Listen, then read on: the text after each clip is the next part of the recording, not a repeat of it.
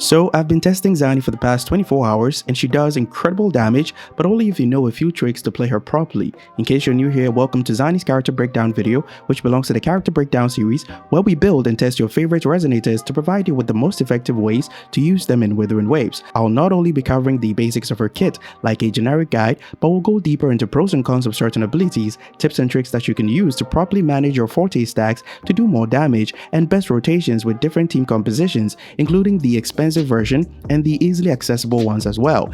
If this video provides value to you in any way, be sure to leave a like and subscribe because it helps me out tremendously. Without further ado, let's get into it. Zani's basic attacks are one of the methods that you can use to regenerate her primary Forte stacks called redundant energy, which you can see on top of another Forte bar right here called Blaze, but we'll get into the Blaze part very shortly.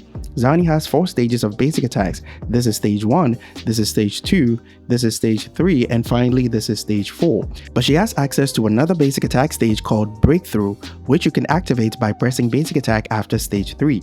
However, you have to wait a little bit until you see this glowing animation before you press basic attack to trigger Breakthrough. Breakthrough hits multiple times, so it can be used to easily parry annoying bosses like this one right here. Pressing your basic attack again after Breakthrough will follow up with basic attack stage 4. Keep in mind that basic attacks are only useful for recovering redundant energy if you're going to stay on Zani for a long time in non-intensive combat situations, like maybe using her to do your dailies and stuff like that. But if you're going to use her in the Tower of Adversity or Whimpering Waste, there are much faster ways to get full redundant energy in a short amount of time. Pressing your default skill button will put a shield in front of Zani to protect her from incoming damage. This will generate a decent amount of redundant energy, as you can see right here. While the guard animation is active, if you press your basic attack, Zani will start her basic attacks from stage 3.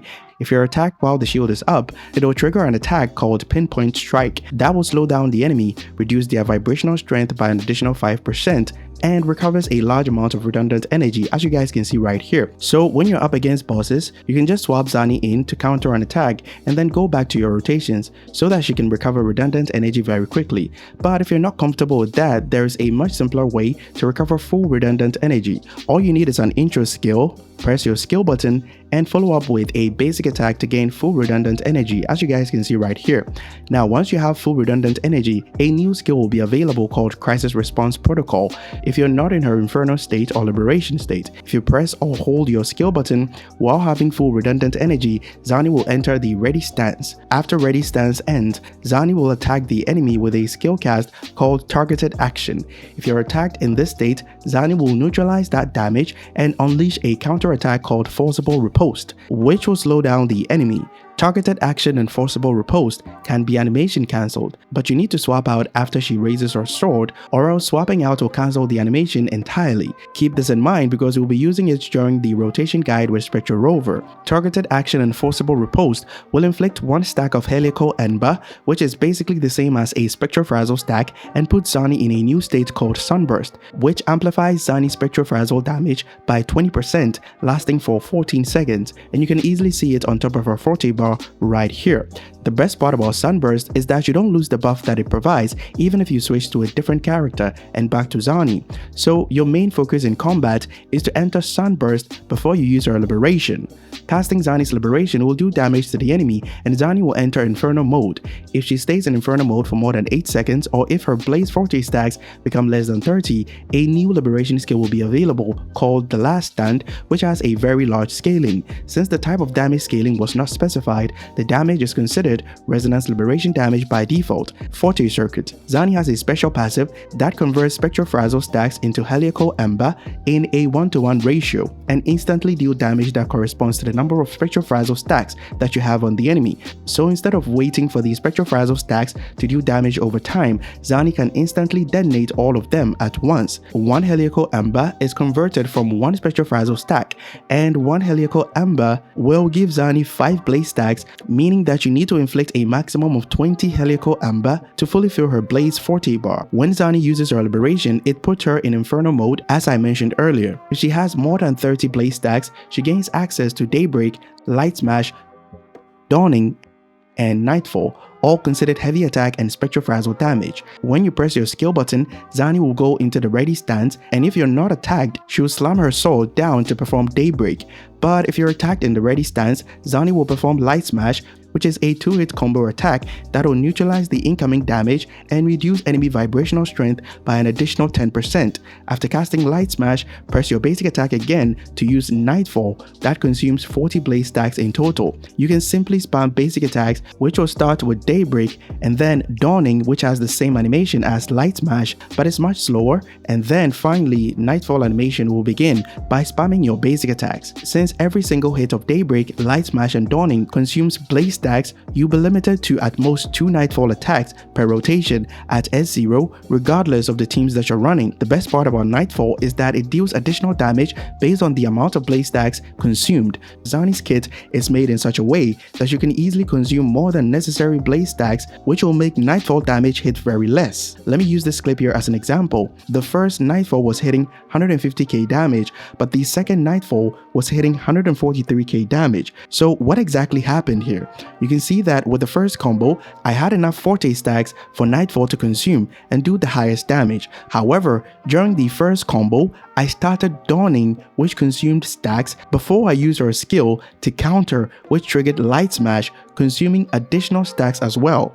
And this resulted in a damage loss for the second Nightfall, which hit 143k damage instead of 150k damage, because the stacks that was left was not enough to dish out the maximum amount of damage that Nightfall can output. So if I had just continued with Dawning instead of using her skill to trigger Light Smash, the overall damage would have been much better, since Dawning and Light Smash have the same damage scaling, so you don't get any additional damage benefit aside from the fast animation from Light Smash and the additional vibrational strength shred. So my recommendation is to refrain from using Light Smash unless you activate the skill after Daybreak to counter an incoming attack. So basically all I'm trying to say is always play Zani in such a way that you don't reset her combos. So it's either Daybreak, Dawning and Nightfall, or Daybreak, Light Smash and Nightfall. Zani also has some huge anti-interruption or stagger resistance built into her kit, so you can tank a lot of damage, especially when using Nightfall. It's also worth mentioning that Zani can still recover Blaze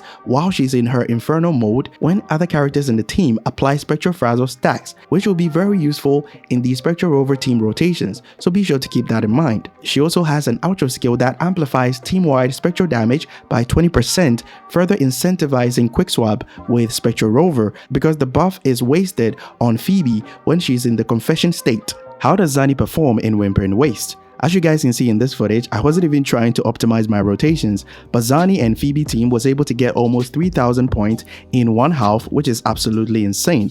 Zani's sword swings have massive range, so area of effect damage should not be an issue as long as the enemies don't split up while you're rotating your team for Zani to do damage. It's also worth mentioning that while Phoebe's damage in the confession state is not decent, it was able to clear some of the enemies due to their small HP. So overall, I'm impressed with Zani's performance in Whimpering Waste. Build. For her weapon options, I already made a detailed video assessing its pull value and alternatives, but to go over them briefly, here's the best alternatives if you can't afford her signature weapon. The first one will be Tragic Comedy because of the high base attack, crit rate substat, and the passive synergizes really well with Zani since she skills off heavy attack damage. The passive is also very easy to activate in her Inferno mode since you can cast basic attacks to use Daybreak, Dawning, and Nightfall. The second best option is Verity's Handle, mainly due to the high base attack and crit rate substat. The passive will only buff last stand damage, so be sure to keep that in mind. Abyss Surges is the worst option among the 5-star options, but is better than 4-star options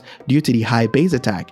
For 4-star options, the Legend of the Drunken Hero is the only one that I would recommend, but stay away from 4-star weapons if possible. For her Echoes, Eternal Radiance will be the best set. Go with 43311. The 4 cost will be crit rate or crit damage depending on whatever that you're lacking. With that said, I know it can be tempting to use a crit damage 4 cost while using her crit damage signature weapon, but feel free to do so only if she'll be used with Shorekeeper. The 3 cost will be double spectral damage bonus if you're running any other 5-star gauntlet weapon due to the high base attack, but if you're running a 4-star weapon, which is not recommended, go with attack and spectral damage bonus. The 1 cost will be attack percentage. As for her main echo, you need to use the Capitania's 3 cost due to the 12% spectral damage and heavy attack damage bonus that it provides, so make sure it's one of your 3 cost echoes. Skill priority will be Forte Circuit, Liberation, Skill, and basic attacks. Team options. Since Zani skills of Spectro Frazzle damage, Pheobe will be her best sub DPS buffer since her outro shreds Spectro resistance and amplifies Spectro Frazzle damage as well. Her S2 is even insane, which buffs Spectro Frazzle damage by an additional 120%, so it's a sequence you can go for if you want Zani to be future-proof for many patches to come.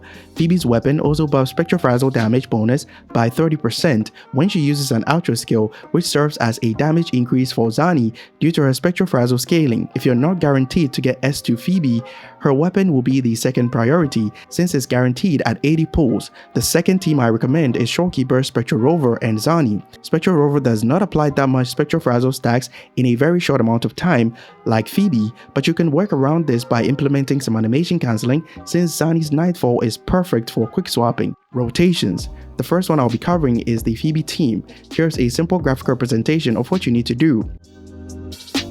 Here's the build that I'm running.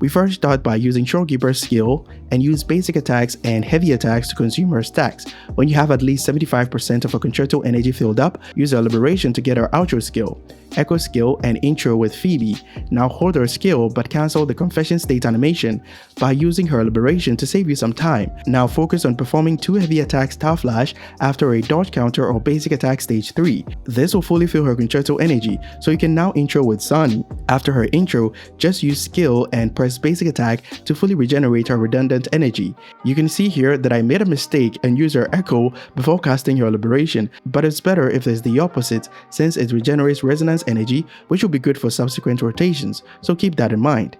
Now right after casting her skill, you can cancel the animation with her liberation. As I previously mentioned, try not to reset your combos. Here, since I started with Dawning, I proceeded with Nightfall directly by not trying to counter any attacks. Perform 2 full combos and end it with the Last Stand, and that's pretty much it for the rest of the rotations. The second team is the Quick Swap team comp involving Rover, Zani, and Shorekeeper. This might seem like a complicated team to play with, but you just need to understand a few tips and it'll be much easier than you think.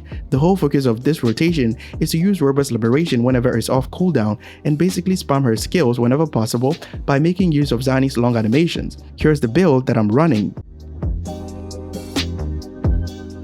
We first start by using Shorekeeper's skill. Here I'm waiting for Inferno Rider to come down or our Spectro Frazzle application will not work. Now swap to Rover and use our liberation very early. Swap back to Shorekeeper and focus on getting her outro as you would usually do by using her liberation whenever her concerto energy is filled to about 75%. Now intro with Rover and use her Forte skill. Focus on building stacks here to use another Forte skill to recover more resonance energy. Now intro with Zani skill and basic attack to get full redundant energy. Here I messed up again and used the echo before casting her liberation, so please keep that in mind and use it after her liberation instead. But if your resonance energy is not fully filled up, you can use it to recover the small amount of energy that is left. Now use her special skill, but when the animation begins, go back to Rover and use her liberation. Now go back to Zani, liberation, and perform a full basic attack combo, but when Nightfall begins, swap to Shorekeeper to use her skill. The reason for doing this is not only to shorten her field time since Zani's intro will be given to Rover, but it also helps Rover to recover energy as well. So we don't need to build any energy regen on Rover, which will be bad for her personal damage. After Shorekeeper's skill, swap to Rover and use her Forte skill, but when the second slash animation begins, swap to Zani to use her second combo string. You can see here that we had enough stacks for 2 full combos, and we even have some left which will be converted back to the normal Blaze Forte bar after using the Last Stand attack, which you can see right here. Now cast Zani's normal skill and give the intro to Rover, then use her Forte skill. You can see here that her liberation is almost fully charged and off cooldown. Now intro with Zani, but don't use Impermanence Heron just yet. After the intro, use Zani's skill to recover Blaze and swap to Shorekeeper to use her liberation and skill to begin the second rotation. Intro with Rover and use her liberation. Use her Forte skill and focus on using another Forte skill for resonance energy recovery. Now intro with Zani, skill, and basic attack to fully regenerate her redundant energy. You can see here that after the special skill cast, I tried to swap to Rover to use a heavy attack for Forte stacks, but I failed miserably. However, it's okay because intro skills also help regenerate half of her Forte stacks. Now we're back to the same place where we can swap out of Nightfall to use Rover's Forte skill and Shopkeeper's skill, and then rinse repeat from there by using Rover's Liberation to start a new rotation. So you can see that in the second rotation, we don't necessarily need to use Rover's Liberation twice like the first rotation. The multiple skill cast from Rover, in addition to one Liberation cast and Zani's special skill that we can use twice, is all you need to fully generate blaze stacks that'll be good enough for 2 Nightfall attacks. That'll be all for my Zani character breakdown. Hope this video provided value to you, and if it did, leave a like and subscribe to support the channel because it's free and you can always change your mind. Be sure to also join our Discord community if you're having any issues with the game or you just want a place to chill or hang out. Link will be in the channel description. Catch you guys in the next one. Bye bye.